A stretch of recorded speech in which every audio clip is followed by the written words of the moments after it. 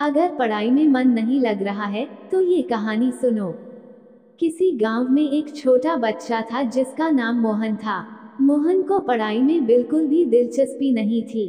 जब भी उसके माता पिता उसे पढ़ाई करने के लिए कहते, वो कोई ना कोई बहाना बना देता। कभी कहता कि उसे भूख लगी है, तो कभी कहता कि उसे नींद आ रही है। एक दिन उसके दादाजी ने उसे बुलाया और एक कहानी सुनाई।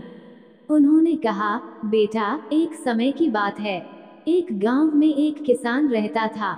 उसके पास एक छोटा सा खेत था जिसमें वह कड़ी मेहनत करता था। लेकिन जब भी वह अपने बेटे को खेत में काम करने के लिए कहता, बेटा कोई बहाना बनाकर काम से बच जाता।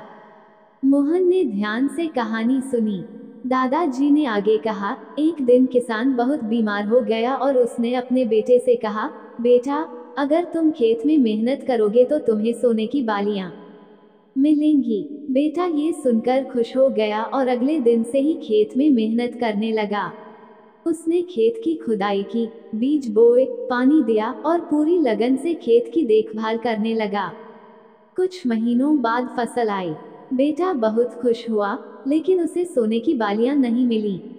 वह अपने पिता के पास गया और पूछा, पिताजी, मुझे सोने की बालियां कहाँ मिलेंगी? पिता ने मुस्कुराते हुए कहा, बेटा, ये जो फसल तुमने उगाई है, यही तुम्हारी मेहनत का सोना है।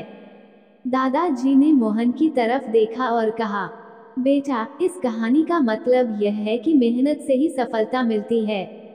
जैसे किसान के बेटे को सोना नहीं मिला, लेकिन मेहनत से उगाई गई फसल ही असली सोना थी।